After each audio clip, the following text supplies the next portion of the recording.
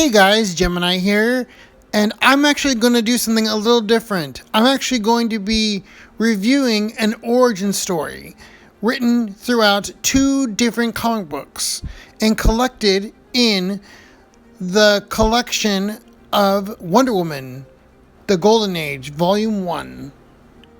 I personally love Wonder Woman. I think she's a great role model for the children, and she is the most badassery of superheroes in general, let alone a superwoman. I also love to go back in time to read the classic comics that help jumpstart the whole genre of comic books and superheroes in general. Now, before I read this, my knowledge of Wonder Woman was just as much as anybody that knows the basicness of the Justice League. I thought her first appearance was in her comic book Wonder Woman #1, but I learned, of course, it wasn't. Her first appearance was in All-Star Comics #8. So what I'm going to be doing is a compare and contrast with the story that was first written in All-Star Comics #8 and in Wonder Woman #1 to see exactly how their stories stack up to each other. Okay, let's jump into All-Star Comics issue #8, where Wonder Woman is introduced, which is actually a very small story within the grand scheme of the whole story, which, to be honest, I have not yet read the whole comic yet. See, back in the day, comic books used to be a combination of many different stories all in one issue, kind of like the modern day manga magazine Shonen Jump. The story starts off with two beautiful women running to a crashed airplane on their shore, on this mysterious, secluded island known as Paradise Island. And the two women were shocked to find that it was a military man from the United States. Yes, this semi-secluded island seemed to be inhabited just by beautiful, gorgeous Amazonic women. Diana, one of the beautiful ladies that went to go see the crash site, took the man to their local hospital, and they found out through the papers that he was Captain Steve Trevor of the U.S. Intelligence Office. The Queen told the doctor to make sure that his eyes would be bandaged up and not to be seen by any other women. But see, Diana stood by his side, almost caring too much for him. So the doctor warned the Queen about this. So the Queen called in her daughter and told her that she was forbidden to see the man from here on out. And she explained the mythos of why the women are secluded from men in the Paradise Islands. The mythos starts off with saying that the women of the Amazonic nation were so strong that with the help of Aphrodite, the goddess of love, giving them this magic girdle, they were able to overcome any obstacle, including Hercules himself.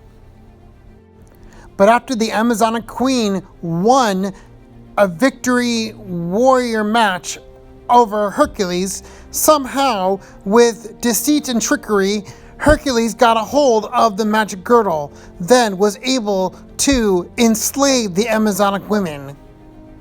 The Queen continues to tell Diana the story of how she was able to regain the favor of Aphrodite and regain the magic girdle, which then she overtook Hercules and freed her people. But Aphrodite wanted her to keep the wristbands from the shackles on to remind them to never be enthralled by men and their tricks again. So with the magic girdle and the favor of Aphrodite, they were able to overcome the men and take their ships and sailed to a nice brand new island, which they named Paradise Island. And they believed to make a perfect society where women could live peacefully together. In all honesty, I personally think that women cannot live peacefully together, because I've been raised by very powerful women, and gosh, they can fight amongst themselves just as much as men can fight amongst themselves. I'm sorry, it does not matter about what gender you are. Human beings fight amongst themselves. That is just a part of human nature. Okay, I'm gonna step off the soapbox right now and let's get back to the story.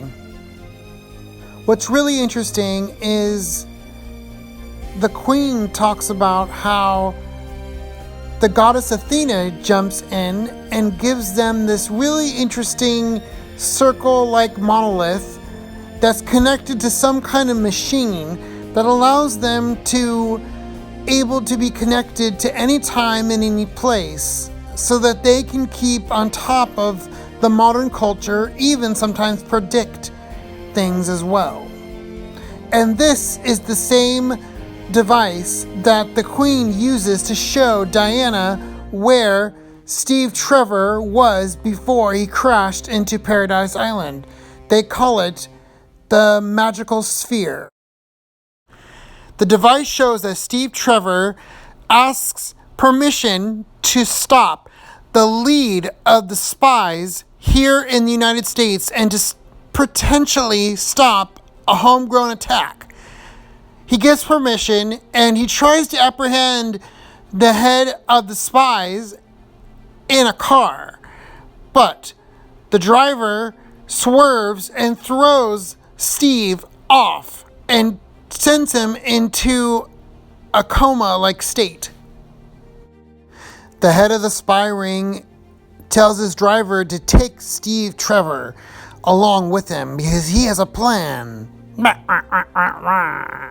Sorry, thinking about the character from the old Batman series, the Penguin. See here, take him, see here. I think an interesting tidbit they actually put in this is that the Nazi spies actually stole an airplane from the US government that could be flown by robotics, which I didn't even know that was even an idea back then. I didn't even know people even could think that could even happen, because that is such ahead of its time. Because now we have unmanned airplanes known as drones and drone bombers. So interesting. Well, you learn something new every day, don't you? So the head of the spy ring had this idea that if Steve Trevor would be in the robotic airplane while he is hovering over a US airport, their bomber would be in the stratosphere hovering over where they cannot be seen, supposedly, and throwing bombs on them at the same time. So they would think that one of their own people, America, is bombing America. Of course, the plan was only halfway done until Steve awoke from his coma-like state and was able to regain control of the robotic airplane and started to chase after the bomber. Then the bomber was explaining to the head spy ring that somehow the robot airplane got free, and the guy said, "Well, don't complain to me, try to outrun it." Well, duh. So pretty much the guy was trying to outrun the robotic airplane that Steve Trevor was in. They both got all the way out to the middle of the ocean until they ran out of gas. And that is where Steve Trevor went down at Paradise Island. So the Amazon Queen said to Diana, someone has to take back the military man back to the United States. And Diana was like, I can do it, totes. And the Queen was saying, no, I can't lose you. Whoever goes will have to leave behind her heritage and everything. I'll have to talk to Aphrodite and Athena, our goddesses. The goddesses show up and warn the Queen that the woman that sends back Steve Trevor has to be the strongest among them all, because she has to leave behind her heritage and join the United States and her allies to fight this evil that is rising. Pretty much talking about the Nazis and Hitler. So the Queen comes up with this big tournament that any to all Amazon women can join, except for her daughter, because she really wants to help out Steve Trevor, but her mother will not let her go because she will not say goodbye to her only daughter. But as the contestants come from all sorts of places all around Paradise Island, one contestant number 7, is masked. And try to guess who it is. Oh my goodness, I think I know. The first event that it shows and depicts is a race with a deer. And of course, number 7, the masked maiden, is definitely faster than the deer. Then it goes on to surpass all the other contestants until 2 are left, number 12 and number 7. The 2 remaining contestants are to do the final event, bracelets and bullets, which, wait a minute. They actually have guns on this island? It makes no sense. Why would they have guns on the island? I don't know. I don't understand that. That's a whole nother thing. I personally liked it in the movie where they showed that they had no modern convenience like guns on the island. Okay, back to the main event. What they have to do is they have to catch the bullets with their bracelets. And if they don't, they end up getting wounded. So of course, number 7 was faster and she caught every bullet with her bracelets, which is a classic Wonder Woman move. So she won the tournament, and she finally showed to her mother that it was her, Diana, this whole time being the masked maiden. So that's the first origin story of Wonder Woman. As in All-Star Comics number 8. A little note here, haven't you noticed that Wonder Woman is not to be seen at all in the cover of All-Star Comics number 8, the comic where she gets introduced? Well, it kind of shows the sign of the times of that time. So, okay, let's move on to Wonder Woman number 1, which came out in 1942. Remember, this is not a full comic review. We're just going over the origin story of Wonder Woman. This one actually starts off with different attributes from different Greek mythology characters that all make up the personage of Wonder Woman herself. Let's go into it, shall we? The beauty of Aphrodite, the wisdom of Athena, the strength of Hercules, and the speed of Mercury, aka Hermes. This all comes up to make the wonderful Wonder Woman. A little side note, almost every comic of Wonder Woman and story of Wonder Woman has these little splash pages that give nice little entrances and little setups to each story, which I think are very well written. Here, the story is even a little different, where it says that Captain Steve Trevor's airplane that he was riding in crashed into the water instead of crashing to the island itself.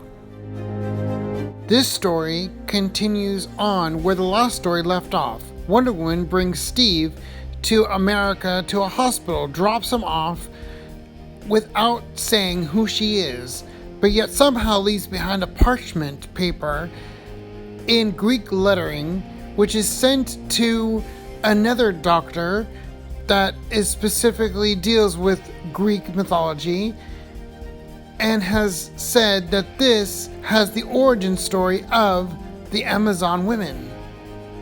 As you can tell, this story is already starting off with way more detail. Very interesting detail, nonetheless. It shows a wager that Ares, the god of war, and Aphrodite, the goddess of love, has for each other, saying who will win in general, men with their war or women with their love. Then, of course, this is showing the gender roles of the 1940s. And thank God I'm living in more of a modern day era where men and women can be both loving and aggressive. The story goes on to show that the men of Ares tend to take over the weaker men and the women and enslave them, and destruction, and pretty much lit the whole world up in flames. But then Aphrodite decides to make her own people, the Amazons, which are strong and mighty because she gifted them with the magic girdle. Ares started to whine like a little female dog and said to Aphrodite that she made the Amazons way too strong. And she said, well, take me up on that offer. Why don't you send out one of your strongest to fight my women? And he did. He sent out Hercules. In this story, Hercules challenges the queen of the Amazons to a fight. And he said, whoever will win will bow down to each other. So, Hercules almost wins, but then, just by pure might, the queen wins, of course. Okay, pretty much just like the original story, she wins over Hercules, but she doesn't destroy Hercules. But Hercules is able to seduce her and actually gets the queen to hand him over the magic girdle, which in this story weakens them and allows Hercules' people to take over the Amazons and enslave them. Whoever wrote this story must have really hated Hercules, to be honest. It must have really not liked this guy. I loved Hercules. I think he's a really cool character. But in this story, he's kind of a jerk. In this version, it shows the queen crying out herself to Aphrodite to ask her to forgive her of her sins and to help her overcome Hercules and the men.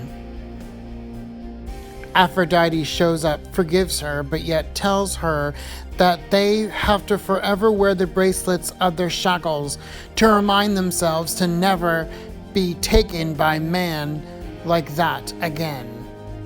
So of course in this version, just like the other version, they were able to overcome them and able to overcome Hercules and able to get the magical girdle back. And Aphrodite showed them the way to the island. But the special thing that adds on to this mythos is the story of how Diana, the princess of the Amazons, came to be. It was so thousands of years that the queen became lonely. And so she made an idol to pray to every day. But she prayed that one day that she will have a child of her own. So Aphrodite granted her wish and turned the idol into a child. The child was raised just like any other child, became stronger and wiser and beautifuler. They even had this scene where Diana got her bracelets, the symbol of submission, where she should never submit herself to man, only to the goddess. This version also talks about how Diana had to drink a certain water from a certain fountain that gives her eternal youth. The story says that's where the legend ends. But see, it continues, as we know, as the two women go and see what's going on with the wreckage of the airplane. Now, this story shows that the airplane flies into the water. There, Diana and her friend carries the man from the wreckage, and they find out that it is Steve Trevor, an intelligence officer of the U.S. Army, and they send him to the hospital, their hospital, where actually Diana is working on a special ray that can bring him back from the brink of death. And it actually works. In the other origin story, we got to see how Diana was very open about her feelings about Steve and how she fell in love with him. But this one seemed more like a subplot.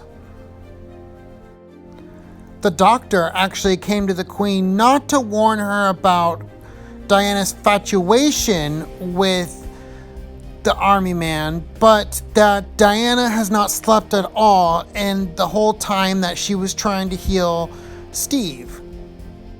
Just like in the last version, the queen has a talk with Diana about how the soldier needs to go back to America as soon as possible. And Diana says, "Oh, well, I can take him in my invisible jet." Yes, they have invisible jets there. Another idea. I cannot believe they actually have that idea. Like the whole thing of the robotic airplane. Think about it. Invisible jets. That is pretty much stealth technology that we don't even have yet. So then the story goes to Ares, the god of war, and Aphrodite, the god of love, talking over how the world is at war once again. And Aphrodite says, "No, love will win. I will send someone to help America and its allies to fight this war." Oddly enough, Athena does not even show up in this storyline. Wonder if Athena shows up later on in the comics to give them the magic sphere, because it doesn't even show up in this story at all as well. It shows in the final panel that Aphrodite tells the queen that the most strongest of Amazon should take Steve back to America so she can fight in this war to stop the evil that is rising, which is pretty much them again talking about the Nazis. So just like the origin story before, the queen decides to do a big, huge competition for all the maidens to come.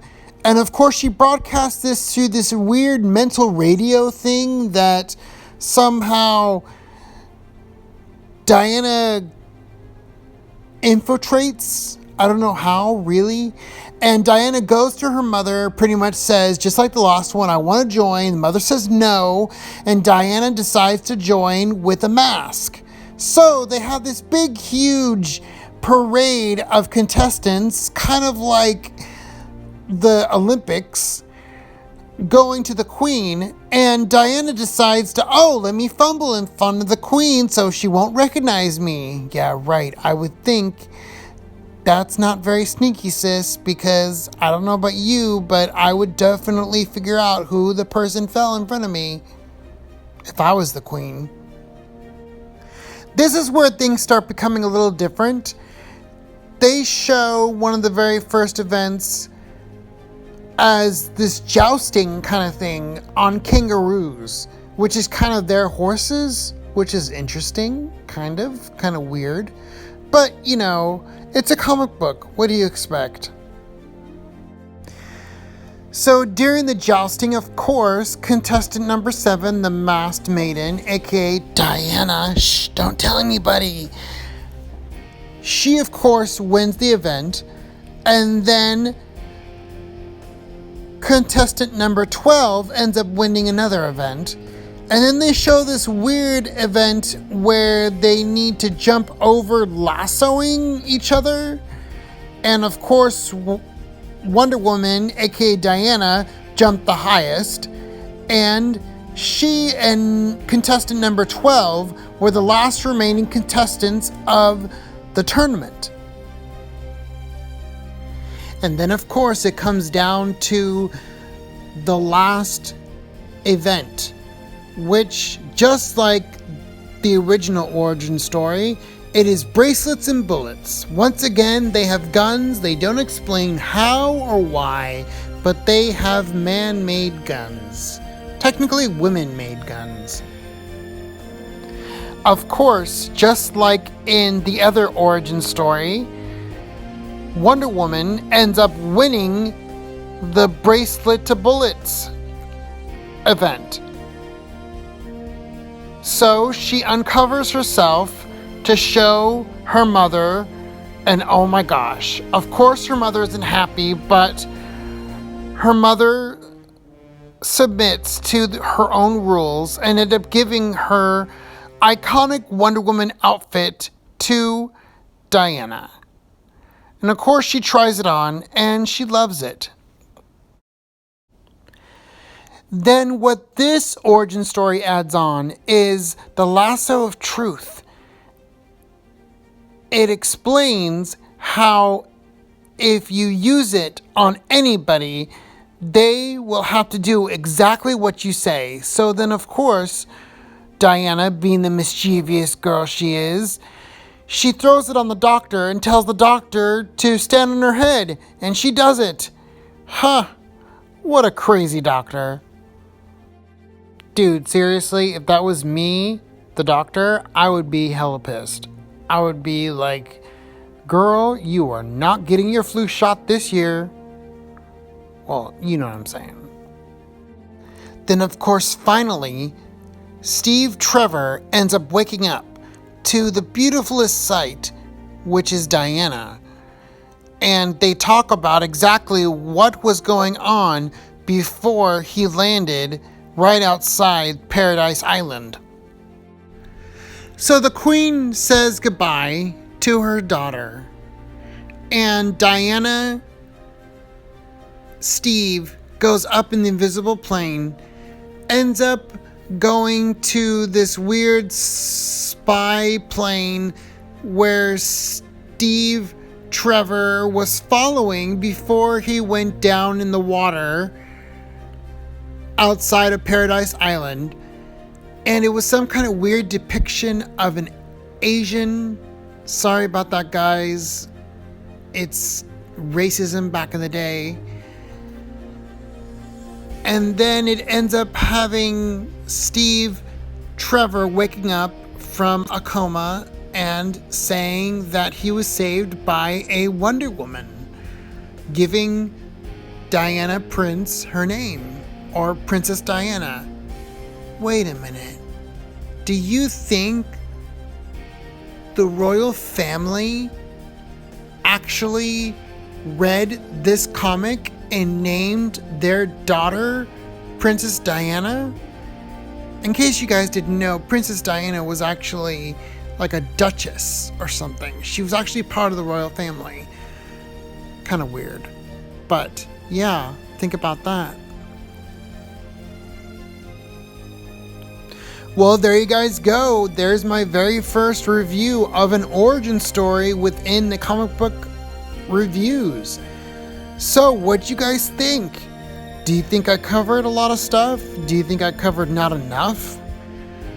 I definitely liked it. I loved reading the stories. I love Wonder Woman, of course, even more now. I respect it even more. I respect the writings. I respect the story. And overall, I think I cannot wait to do a full-on comic book review of the first issue, Wonder Woman #1. Are you looking forward to that? If you are, let me know in the comments below. If you guys like it, don't forget to give it a thumbs up, share it, and of course, give me comments. I need to know if I'm doing good or bad. All right, and be respectful. God bless you guys, and have a groovy day.